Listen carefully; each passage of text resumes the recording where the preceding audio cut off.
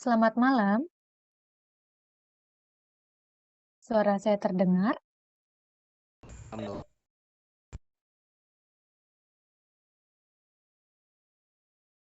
Terdengar? Terdengar, Dok. Oke, baik. Terima kasih responnya. Saya join, tapi terima kasih untuk adik-adik mahasiswa yang sudah join ya. Karena ini sudah lewat 7 menit, saya mulai saja untuk kelas malam hari ini. Oke, slide saya sudah terlihat ya? Sudah, Dok. Sudah, Dok. Oke, baik. Terima kasih. Jadi, perkenalkan saya Dr. Devi ya. Eh, Kesempatan kali ini saya diberi tugas untuk membawa topik ronsen toraks ya. Oke. Nah, nanti kalian sudah punya kelompok ya untuk pembagian tugas presentasi biasanya?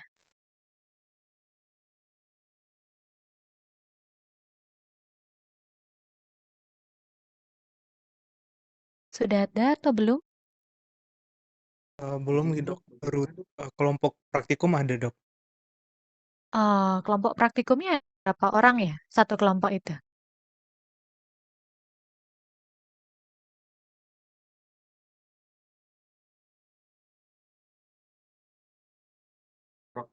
Izin dok, praktikum kalau dari kelas A itu hanya dibagi dua gitu aja dok.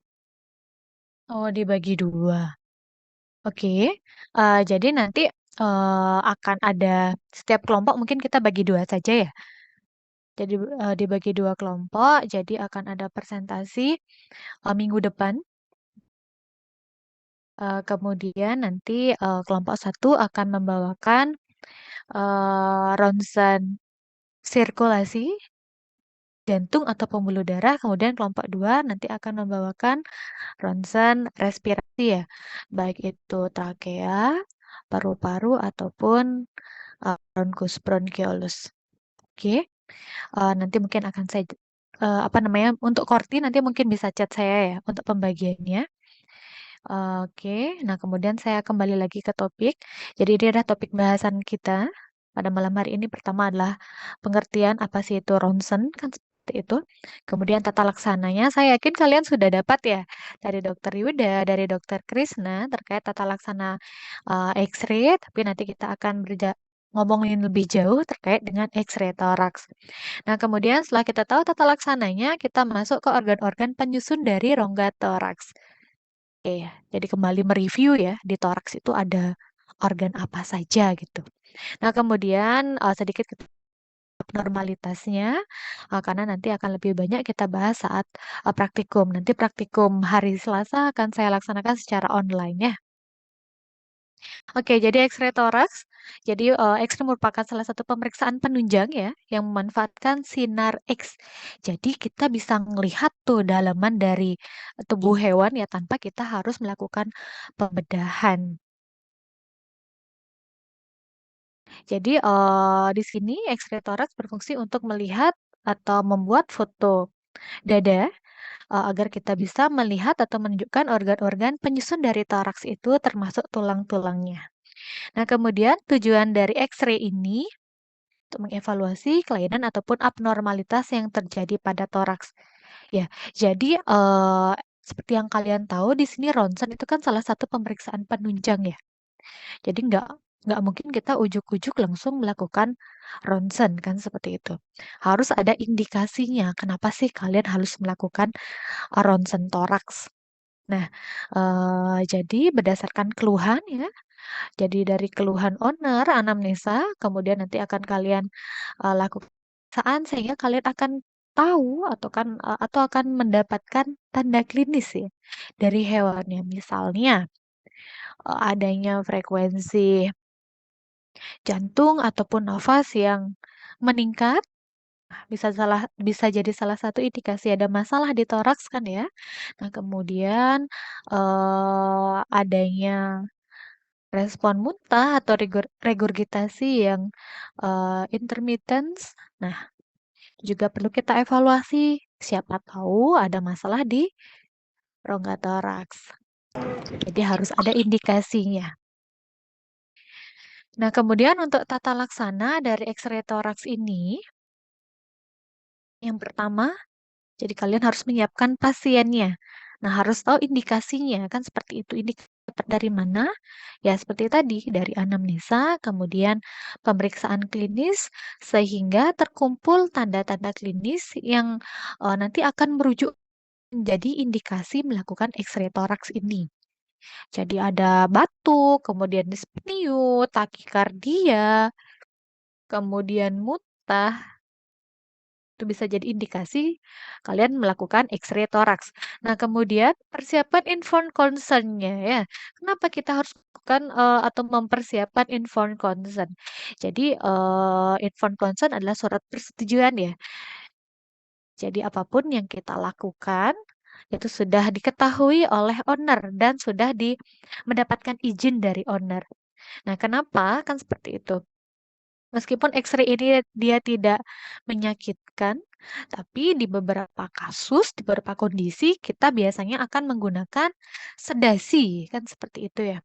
Kita akan melakukan sedasi apabila memang hewannya tidak bisa kita restrain secara fisik. Nah, sehingga kita perlu melengkapi informed consent ini apabila kita memang melakukan pemeriksaan dengan melakukan sedasi sebelumnya.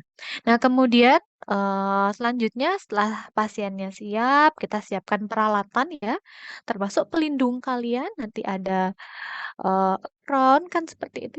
Ruangan-ruangan di sekitar X-ray itu harus dilengkapi dengan timbal kan seperti itu ya biar radiasinya tidak keluar. Nah, kemudian eh akan ada mesin X-ray tentunya, kemudian meja X-ray ya. Nah, kemudian setelah itu, setelah peralatannya siap, baru kalian menentukan posisi. Posisi dari hewannya, tergantung dari kalian mau evaluasi organ apa sih gitu. Jantungnya kah, lebih ke parunya kah? Kalau memang hewannya kecil gitu ya, small breed, kita bisa dapat fotonya whole body ya. Jadi keseluruhan. Tapi kalau misalnya hewannya large atau extra large gitu kan, mungkin dari film X-ray-nya tidak bisa menghasilkan gambar secara keseluruhan sehingga kalian harus memilih. Nah, selanjutnya baru setelah dapat hasil ya kalian interpretasi kan seperti itu ya. Oke, nah ini adalah indikasi dari kenapa kita harus melakukan X-ray toraks ya. Jadi hewan itu mungkin kita lihat dia mengalami batuk, bisa jadi hewannya mengalami bronkopneumonia atau mungkin bronkitis kronis. Nah, kemudian apabila ada tanda klinis dyspneu, bisa jadi ada masalah di diafragmanya atau mungkin ada masalah akibat infeksi cacing jantung atau mungkin ada odema pulmonum. Jadi banyak sekali indikasi-indikasi ya kan X-ray toraks ini. Termasuk muntah. Jadi begitu muntah, tidak semua masalahnya ada di lambung ya. Tidak semua masalahnya ada di saluran pencernaan bawah. Tapi ingat, di toraks juga ada saluran pencernaan atas. Karena saluran pencernaan itu kan saluran panjang ya. Jadi mulai dari mulut sampai ke anus.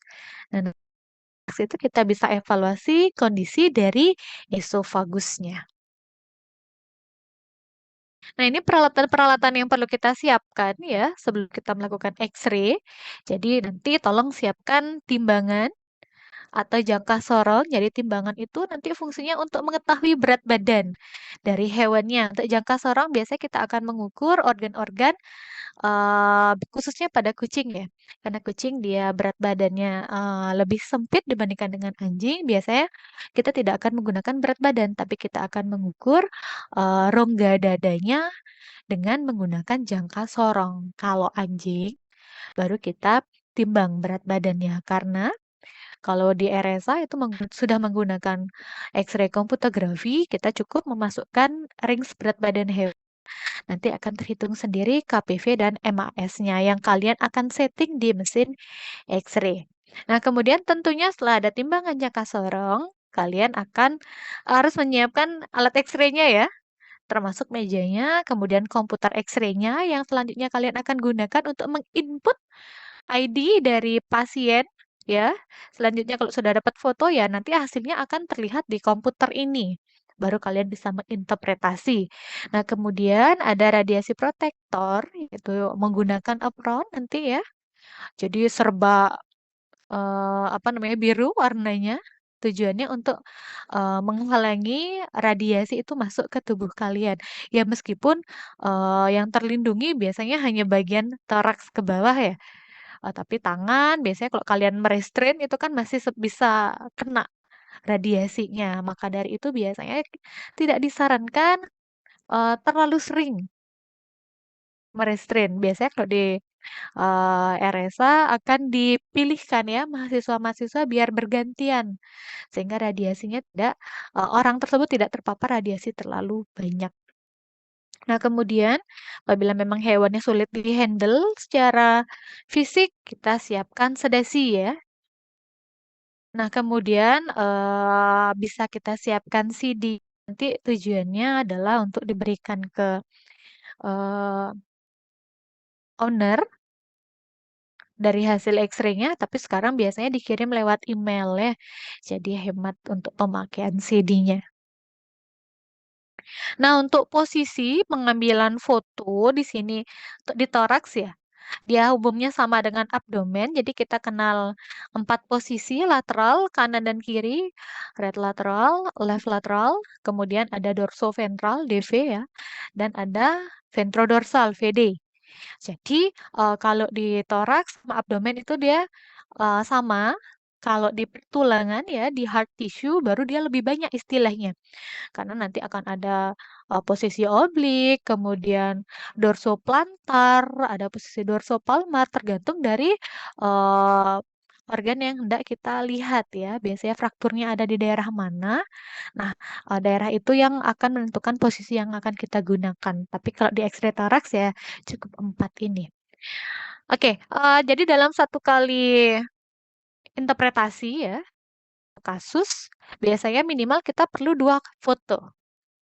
Yang biasanya pertama itu lateral ya, baik kanan ataupun kiri, kemudian nanti akan dilanjutkan dengan posisi DV ataupun VD. Oke, ada yang tahu kenapa kita harus minimal melakukan 2 posisi? Silakan.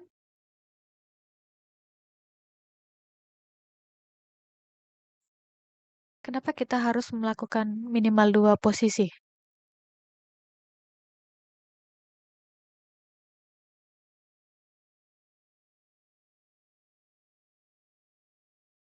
Familia.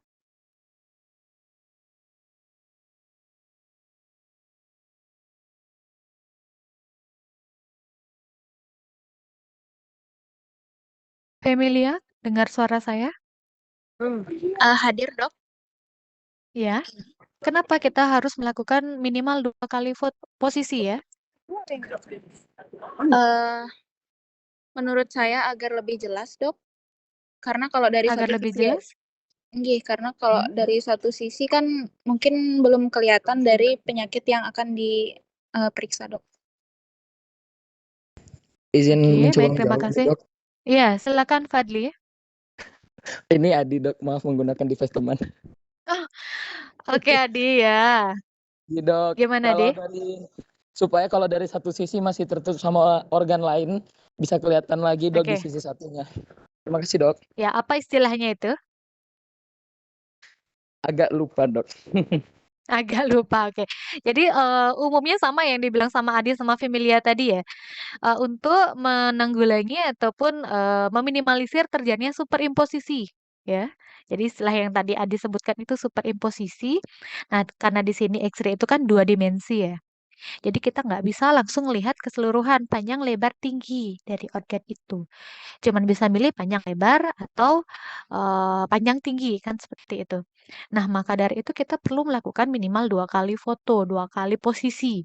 Yang satu lateral, jadi bisa kita lihat panjangnya, kemudian di VD-DV kita bisa lihat panjang sama tingginya. Sehingga kita akan terhindar dari superimposisi. Karena penampakan lateral bisa jadi tidak akan menjawab, kemudian kita akan cross check ke gambar DV ataupun VD ya. Oke. Nah, kemudian di sini untuk Posisi lateral, jadi umumnya digunakan untuk mengevaluasi perubahan pada jantung dan vaskularisasi dari darah. Nah, kemudian eh yang perlu kita perhatikan ya saat X-ray toraks di sini adalah tolong dipastikan pengambilan gambar itu pengambilan gambar X-ray itu dilakukan saat inspirasi maksimum. Jadi saat hewan itu sedang menarik nafas ya, tujuannya adalah agar paru-parunya sedang mengembang sehingga nanti kalian bisa enak gitu loh mengevaluasi kalau memang ada peradangan. Kalau misalnya paru-parunya lagi relaksasi, otomatis kan kecil ya. Nah, kalian akan susah melihat karena paru-parunya dia relaksasi, kemudian ada bronkus, sehingga kalian susah melihat apabila memang ada jejas-jejas abnormal. Jadi nanti diusahakan hewannya sedang ada pada fase inspirasi maksimum. Nah, biasanya di toraks ini yang agak susah ya, karena kita tidak bisa minta hewannya tahan nafas gitu lah. Nah, sehingga nanti mungkin akan ada beberapa kali foto untuk posisi lateral ataupun VDDV-nya agar bisa memastikan bahwa gambar yang kita dapatkan saat hewannya lagi inspirasi maksimum ya.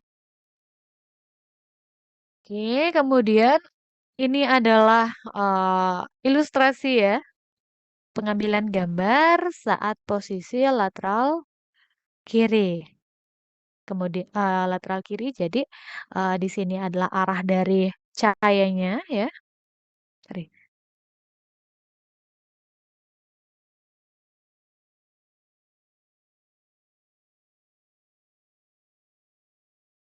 Ini adalah arah dari cahayanya, kemudian filmnya ada di bagian bawah. Jadi yang dekat dengan film itu yang disebutkan. Nah, kemudian ini adalah lateral kanan. Jadi sisi kanan dari tubuh hewan itu dia dekat dengan film ya. Nah, kemudian ini adalah posisi dorsoventral ya, DV. Jadi untuk posisi dorsoventral dia akan memberikan gambaran yang lebih jelas apabila kita akan mengevaluasi jantung. Nah, ini adalah ilustrasi posisi DV. Jadi yang disebutkan terlebih dahulu itu adalah yang kena cahaya. Nah, dan bagian ventralnya yang dekat dengan film. Jadi dorsoventral. Nah, kemudian ventrodorsal jadi posisi ventralnya yang kena cahaya terlebih dahulu ya. Untuk posisi VD di sini dia lebih bagus digunakan untuk mengevaluasi kondisi dari pulmo. Jadi kalau misalnya ada indikasi hewannya sesak nafas, kemudian ada leleran dari nasal bilateral gitu kan ya, yang berlebih lebih baik hewannya di X-ray dengan posisi ventrodorsal. Nah, ini adalah ilustrasi ventrodorsal ya. Jadi bagian ventralnya yang kena cahaya, kemudian bagian dengan film. Nah, kemudian yang perlu kita ingat di sini di X-ray akan ada istilah opacity atau opasitas atau densitas ya. Opacity, opasitas, densitas. Jadi di sini tujuannya adalah untuk menghasilkan bayangan. Tentunya di jaringan ataupun organ tersebut akan menghasilkan opasitas yang berbeda tergantung dari kerapatannya, ketebalannya ya. Jadi di sini opacity, opasitas itu berkaitan dengan kerapatan ataupun kepadatan dari organ ataupun jaringan itu. Jadi untuk menghitamnya film itu disebabkan oleh sinar X-ray yang kita berikan ya. Di sini yang paling opak, yang paling putih itu adalah bagian-bagian yang mengandung mineral. Contohnya itu tulang kan ya. Nah, kemudian menurun kalau misalnya kita ketemu otot gitu, ketemu lemak, biasanya dia akan jadi lebih loosen, lebih abu-abu. Nah, lemak lebih abu-abu lagi. Nanti akan ada udara yang biasanya akan menghasilkan citra loosen hitam ya. Jadi datang suatu organ atau jaringan itu, maka semakin akan menghambat radiasi. Jadi nanti untuk opacity, opasitas, densitas akan ada dua istilah, radiopak dan radiolucent. Radiopak akan menghasilkan citra yang putih, kemudian radiolucent akan menghasilkan citra gelap ya, hitam. Tergantung dari kepadatan subjek. Makin padat, maka akan semakin sedikit radiasi yang mencapai film. Kemudian lebih dekat organ ke film, garis yang dihasilkan akan lebih tajam. Nah, maka dari itu nanti disesuaikan klinis hewannya, indikasi hewannya, sama posisi yang akan kalian lakukan ya saat melakukan foto. Nah, di sini apabila terjadi peningkatan opasitas akan jadi lebih putih ya. Kemudian apabila terjadi penurunan opasitas, maka bayangan akan lebih gelap. Oke, saya yakin kalian sudah tahu istilah ini ya, karena ini penting sekali untuk nanti kalian melakukan interpretasi. Nah, di sini untuk mengevaluasi ada 2 istilah tadi ya, radiolucent, radiopak, kemudian akan ada 5 parameter yang kita gunakan. Yang pertama adalah udara, kemudian nanti lemak, air, tulang, sama besi atau logam. Jadi ini parameter untuk menilai opacity atau opasitas dari suatu organ ataupun jaringan ya. Jadi di sini yang paling lucent, yang paling gelap, yang paling hitam itu organ yang mengandung udara. Jadi kalau kita ngomongin toraks itu ada si paru-paru ya. Nanti paru-paru dia akan menghasilkan citra lucent, kemudian coste itu nanti akan menghasilkan citra opak. Kalau kita ngomongin toraks. Nah, nanti tolong disesuaikan juga ya berat badan hewannya berapa. Harus ingat kembali BCS ya, body condition score. Jadi kalau misalnya hewannya mengalami obesitas, tentunya lemak tubuhnya itu dia jadi lebih tebal. Nah, kalau lemak tubuhnya jadi lebih tebal, kalian akan saat melakukan interpretasi pada paru-paru. Jadi nanti tolong diberikan informasi berapa sih BCS hewannya, sehingga nanti si pembaca jadi lebih paham bahwa peningkatan opasitas yang terjadi itu bukan karena adanya jejas pada paru-paru, tapi karena adanya lemak. Nah, karena di sini lemak dia kan lebih meningkat ya opasitasnya dibandingkan dengan udara. Apalagi nanti memang hewannya mengalami hidrotoraks misalnya, ada cairan gitu loh di toraksnya. Otomatis nanti tampilan toraksnya jauh jadi lebih opak ya, mengarah ke putih karena adanya akumulasi cairan. Jadi ini penting sekali kalian ingat 5 parameternya, ada udara, lemak, air, tulang, dan besi ya ataupun logam. Kalau misalnya kita mau interpretasi ini yang hiperlucent ya, logam, paling gampang itu kita ngelihat di esofagus. Nah, biasanya anak-anak anjing itu kan agak nakal ya. Jadi dia kadang bisa main koin. Nah, mungkin tertelan jadi kita bisa lihat ada bentukan opak bulat gitu kan yang ada di esofagusnya. Klinisnya mungkin kita lihat hewannya akan mengalami regurgitasi. Penting kita evaluasi itu ya. Nah, kemudian dasar-dasar dari radiografi masih kita bahas terkait dengan radiopak sama radiolucent. Jadi di sini radiopak itu daerah di mana sinar X-ray diabsorpsi oleh pasien dan hanya sedikit yang sampai ke film. Makanya warnanya jadi putih ya. Nah, kemudian kalau radiolucent itu daerah di mana sinar X-ray menembus pasien dan mengenai film karena tidak ada penghalang ya. Sehingga citra yang dihasilkan akan berwarna gelap atau hitam. Nah, kemudian prinsip dasar dari X-ray toraks yang saya sebutkan tadi adalah pastikan hewannya sedang ada pada fase inspirasi atau inhalasi maksimum. Kemudian nanti tolong pastikan BCS hewannya berapa, body condition score hewannya berapa, sehingga kalau memang hewannya mengalami obesitas, wajar pada saat melakukan interpretasi akan terjadi peningkatan opasitas pada daerah toraks. Nah, kemudian yang perlu kalian ingat kembali adalah pastikan umur hewannya berapa. Biasanya kalau pada kitten, pada puppy ya, yang masih di bawah 6 bulan atau 9 bulan biasanya, itu organ jantungnya masih berkembang ya. Sama dengan usus, itu kan masih berkembang dia ya. Nah, sehingga akan terjadi peningkatan size ukuran pada jantung. Jangan ujuk-ujuk kalian sebutkan hewannya mengalami kardiomegali ya. Jadi nanti tolong dipastikan apakah hewan tersebut tergolong papis atau kitten? Kalau iya bisa jadi peningkatan ukuran jantungnya karena organ jantungnya sedang berkembang sehingga ukurannya akan jadi lebih besar. Sama halnya dengan kita ngomongin heart tissue ya, pertulangan. Jadi karena growth plate-nya belum tumbuh sempurna gitu kan pada papis ya, jangan menyebutkan hewannya mengalami permasalahan di tulang. Hip dysplasia gitu disebutkan.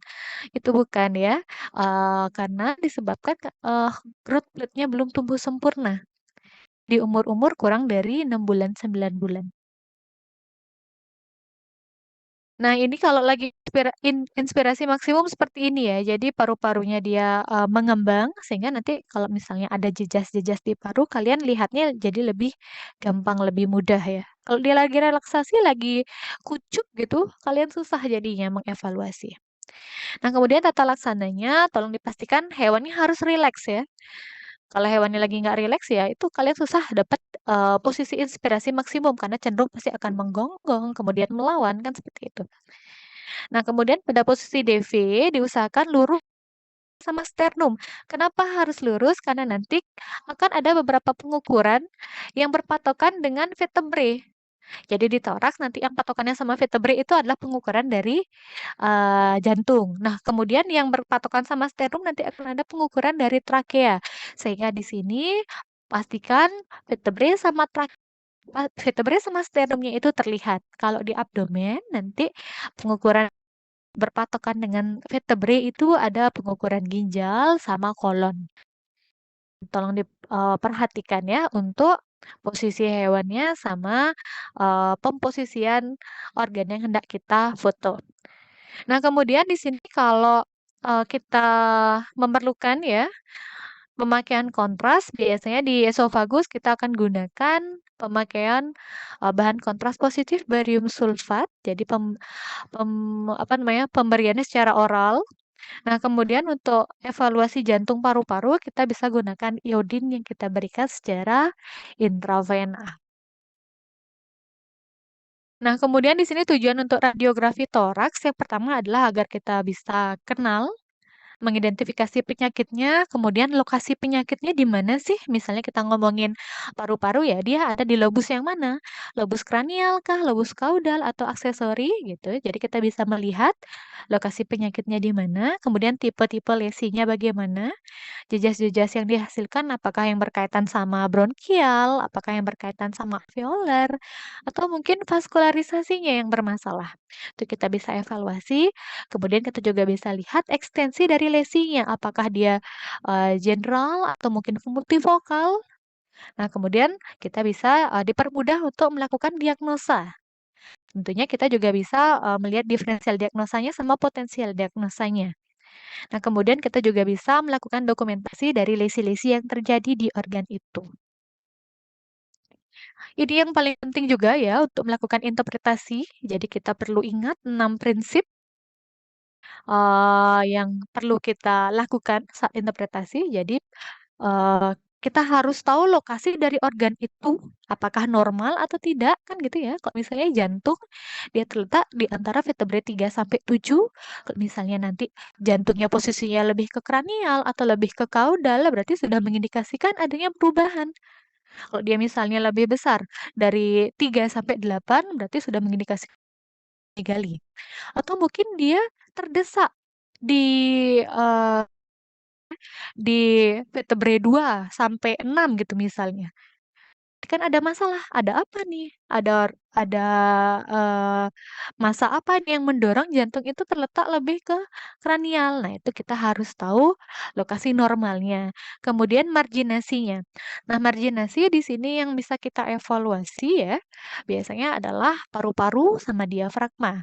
Jadi untuk marginasi dari paru-paru itu dia akan lurus kemudian tajam ya lancip di bagian kaudalnya. Apabila memang nanti bagian dari paru-paru dia jadi tumpul, biasanya akan mengindikasikan adanya akumulasi cairan di sana. Nah, kemudian number biasanya untuk di toraks number itu normal ya.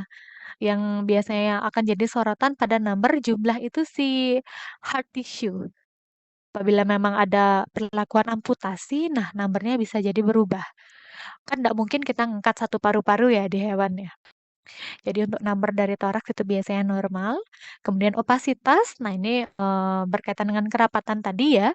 Apabila memang ada peradangan atau mungkin akumulasi cairan, otomatis akan terjadi peningkatan opasitas. Ada pengukuran terhadap ukuran dan bentuk. Kalau memang sudah mengalami kardiomegali, tentunya size sama shape dari si jantung itu pasti berubah ya. Jadi 6 parameter ini wajib kalian evaluasi. Jadi apabila ada satu saja yang mengalami abnormalitas, berarti sudah mengindikasikan adanya suatu perjalanan penyakit. Nah, kemudian kita masuk ke organ-organ penyangga atau penyusun dari rongga toraks. Oke, ada yang bisa bantu menyebutkan? Silakan.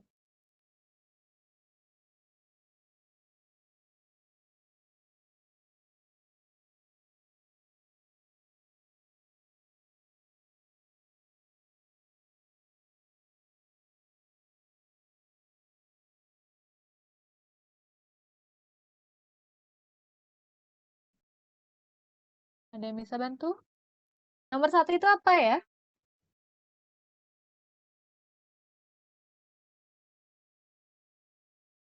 Esofagus, Dok. Nomor 1 bukan. Nomor 1 trakea, Hani ya. Nomor 1 ini trakea. Nanti di dorsalnya trakea, nah ini esofagus di dorsalnya ya. Esofagus biasanya bisa kita amati dengan menggunakan bahan kontras. Baik itu negatif ataupun positif. Maaf, kalian udah tahu pengertian bahan kontras? Sudah sempat dapat pengetahuan tentang bahan kontras sebelumnya?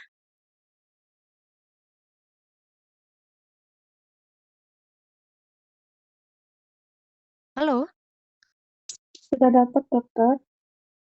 Sudah dapat ya? Oke, terima kasih Ovel. Jadi bahan kontras kan ada 2 ya. Ada bahan kontras positif, bahan kontras negatif. Nah, tujuannya adalah untuk memperjelas kan ya. Kalau yang negatif itu contohnya udara. Jadi untuk memperjelas marginitas. Kalau pakai yang positif, ada yang terionisasi dan yang tidak terionisasi, nanti akan ada perubahan opasitas. Biasanya akan digunakan untuk mengetahui kondisi dari saluran. Yang biasanya digunakan itu saluran pencernaan ataupun genitalia ya. Oke, jadi nomor 1 ini trakea. Kemudian di atas trakea, di dorsalnya trakea itu ada esofagus ya. Nah, kemudian ini ada pembuluh darah terbesar ya, aorta. Nah, pembuluh darah kan isinya darah ya, cairan lah kita bilang air. Jadi warnanya akan lebih opak. Ini marginitas dari pembuluh darahnya, dari aortanya ya. Nah, kemudian di sini ada vena, arteri, dan di sini ada jantung ya. Ini adalah marginitas dari jantungnya. Oke, saya harap semua bisa melihat ya. Ini marginitas dari jantungnya. Nah, ini adalah apeks jantung. Nomor 5. Nomor 5 ini adalah karina. Karina adalah ujung distalnya si trakea sebelum bercabang menjadi bronkus ya. Jadi karina ini penting sekali kalian tahu, penting sekali kalian kenali ya. Karena kalau nggak kenal karina, nggak tahu karina, nanti kalian nggak bisa melakukan pengukuran jantung ya. Jadi harus tahu karina. Bisa melihat semua karina ini saya ngelihatnya seperti cincin. Jadi di dalamnya lusen, di dindingnya, di lumennya dia lebih opak. Ini ya karina ya. Nah, kemudian nomor 6 ini ada bronkus, kemudian di sini ada vena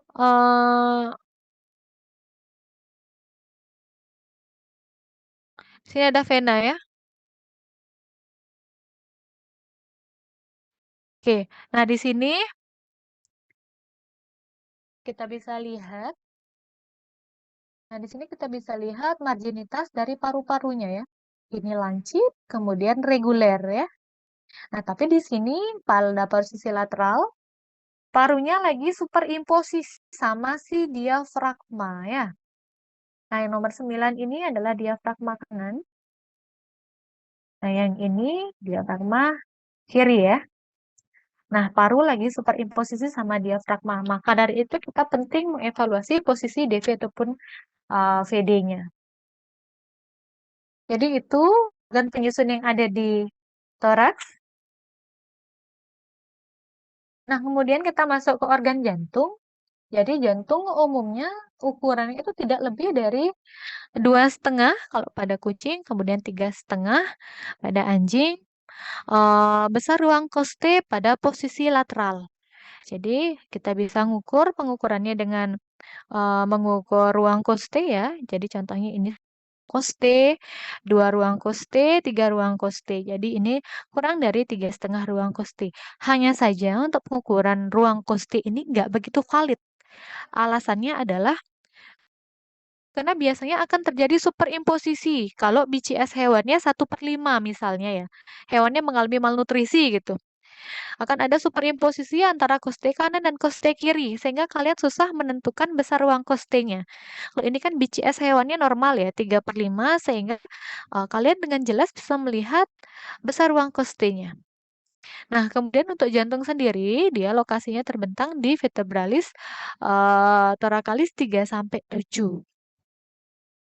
Nah, kemudian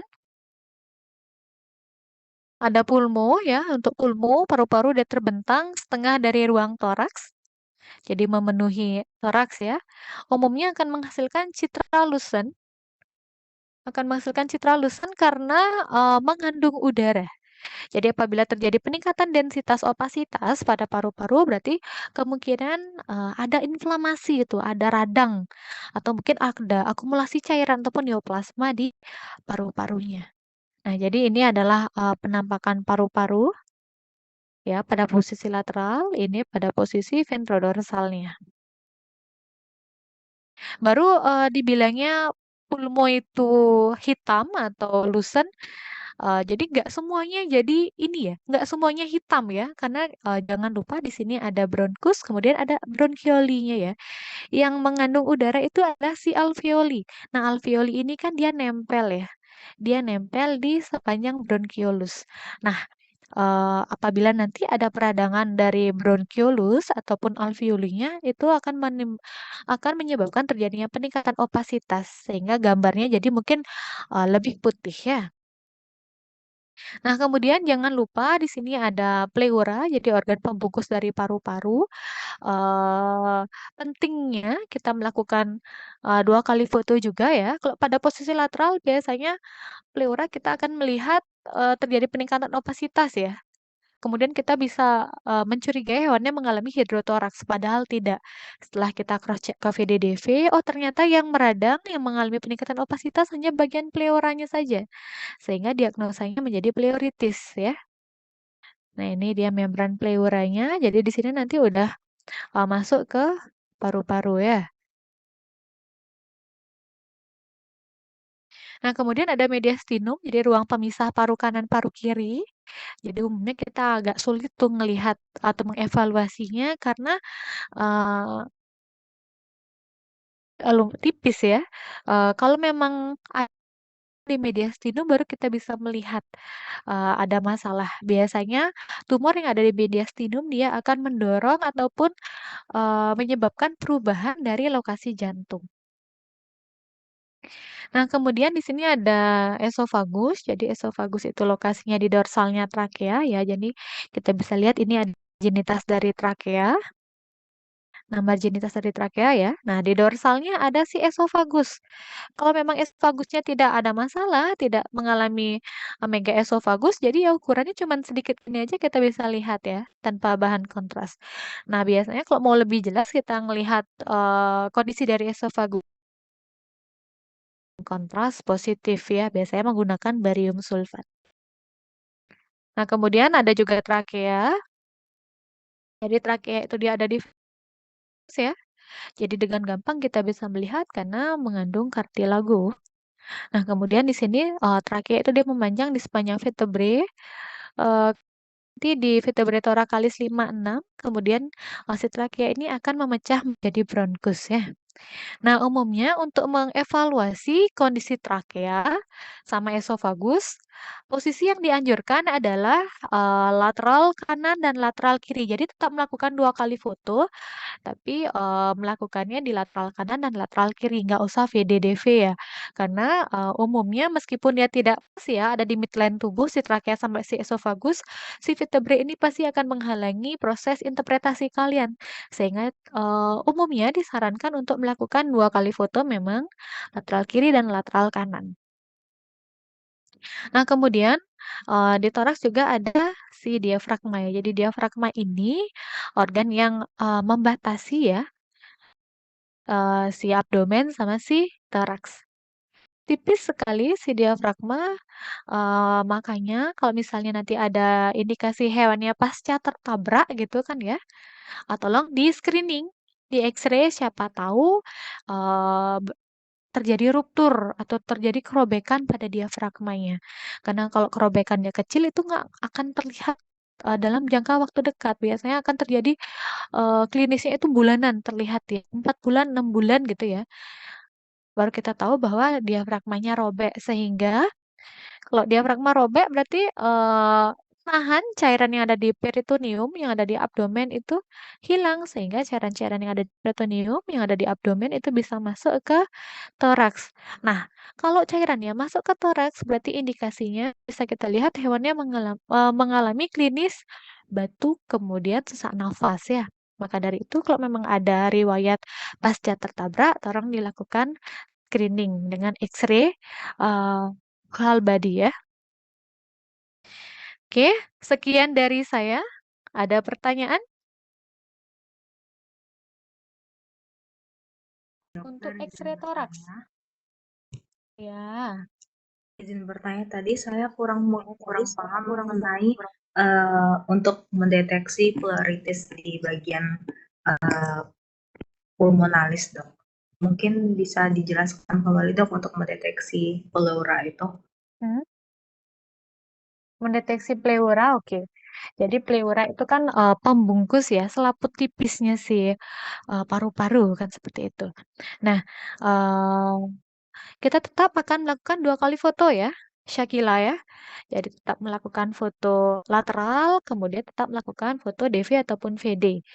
Nah, kita tidak cukup mengevaluasi yang di lateral saja, sehingga kita nanti akan melihat kondisinya di VD-DV juga. Jadi kalau pembungkusnya ini mengalami peradangan, kalau di lateral bisa jadi kita akan mencurigai hewannya mengalami hidrotoraks karena semua bungkus paru-paru ya, sehingga kita akan lihat adanya perubahan apa namanya perubahan opasitas ya di paru-paru. Padahal tidak seluruh paru-parunya yang apa namanya terinfeksi, hanya di bagian pleura saja, sehingga tetap akan melakukan 2 kali foto itu aja sih sebenarnya, Syakila. Oh, begitu, Dok. Jadi untuk di pleura itu Iya, kita nggak bisa mengindikasikan seperti kan kalau di jantung itu 3-7, lebih dari mm, itu mungkin dia apa kardiomegali. Untuk pleura sendiri tidak ada batasan indikasinya, Dok. Atau seperti tidak ada, apa? tapi nanti akan terlihat kasusnya ya. Di penampakan VDDV kita akan lihat parunya nanti marginitasnya jadi lebih tumpul. Nah, di sini dia jadi lebih tumpul Syakila. Karena pleuranya dia terisi cairan ataupun peradangan. Jadi yang buat lancip ini kan bagian dari pleuranya ya. Apabila ada peradangan, di sini nanti paru-parunya kelihatan tumpul kayak gini aja kita lihatnya paru-paru. Kan tumpul ya. Nah, yang di bagian tepi kanan ataupun kiri nanti akan terjadi peningkatan opasitas. Jadi lebih putih dia.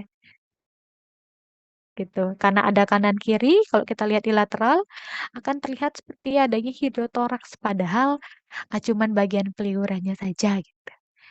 Nanti di praktikum akan saya lampirkan kondisi pleuritis ya, sehingga kita akan bisa mengevaluasi dengan lebih jelas bila mana sih disebut hidrotoraks, bila mana sih disebut pleuritis seperti itu. Cukup Syakila? Cukup, Dok. Terima kasih, Dok. Sama-sama. Ada pertanyaan lagi sebelum saya tutup?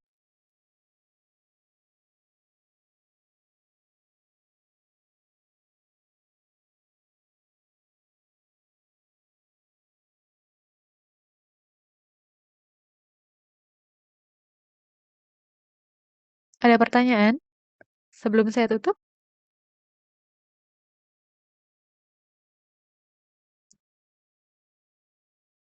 Oke, untuk praktikum Selasa nanti ya, jadwal praktikumnya Selasa kan ya? Nanti kelas A sama kelas B yang jadi satu ya biasanya, atau A sama C?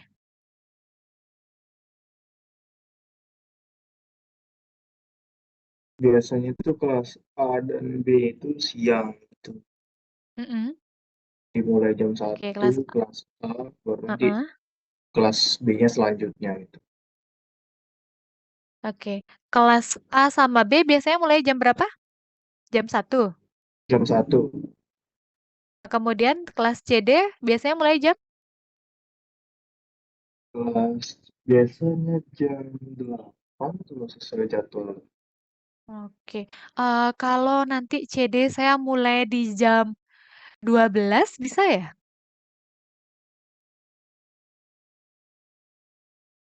Berarti nanti kelas Atau jam CD-nya 11? mulai Hah? tergantung kelas CD-nya sih, Dok. Oke, saya tunggu respon kelas CD-nya ya. Nanti untuk Selasa kalau join online-nya jam 11 atau jam 12 apa bisa atau tidak? Nanti tolong diinfokan di grup ya.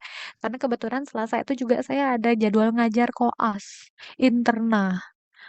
Nah, jadi kalau misalnya bisa di siang, jam 11 jam 12 monggo. Kalau tidak mungkin di sore ya setelah kelas AB. Tolong direspon ya untuk korti kelas C dan kelas D. Nanti kalau misalnya tidak siap direspon saat ini, bisa di grup saja untuk pelaksanaan praktikumnya. Nah, kemudian Agung kan korti ya. Nanti Agung tolong apa namanya, dikomandoi ya teman-temannya, dibagi 2 kelompok. Kelompok 1 nanti ambil tugas ronsen organ sirkulasi, kemudian kelompok 2 tolong ambil tugas ronsen organ respirasi. Jadi nanti setiap kelas akan ada 2 kelompok, kelompok 1 sirkulasi, kelompok 2 respirasi. Silakan kalian buat kajian pustaka ya, paper. Kemudian silakan buat PowerPoint ya. Nanti temuan kita di hari Kamis. Silakan semua semua kelas join ya. Kita akan mendengarkan presentasi dari A1, B1, C1 dan D1. Ada pertanyaan? Izin masuk, Dok. Adi. Ya, Adi. Ya, nanti akan diinformasikan ke grup koordinasi kortinya gitu, Dok, dari kelas D juga. Terima kasih, Dok. Oke, ya bisa ya. Terima kasih Adi responnya. Ada pertanyaan sebelum saya tutup? Untuk tugasnya sudah paham ya? Izin, Dok, yang untuk Ya, A2, C2, B2, dan D2-nya itu di hari Kamisnya di hari yang sama atau minggu depannya gitu? bukan di minggu depan ya. Oh, berarti untuk minggu Oh, depannya kan ini itu katanya 3 kali pertemuan ya. eh, kurang tahu sih, Dok, soalnya jadwal tertulisnya tidak ada. Ya, saya sudah tanya ke koordinator. Kata koordinator ini 3 kali pertemuan. Jadi pertemuan pertama saya mengisi, pertemuan kedua nanti dari presentasi anak-anak ya, adik-adik mahasiswa untuk yang sirkulasi, kemudian 3 minggu lagi, sorry, 2 minggu lagi untuk yang respirasi gitu.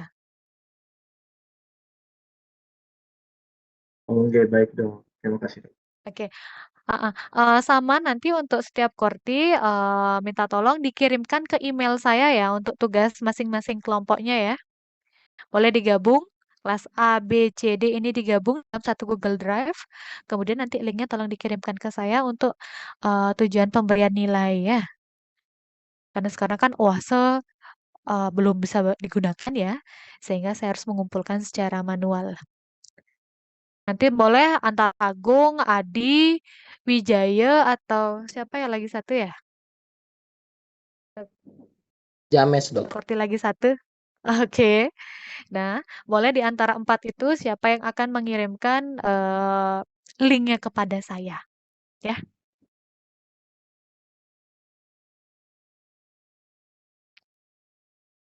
bisa dipahami atau mungkin ada pertanyaan? Silakan.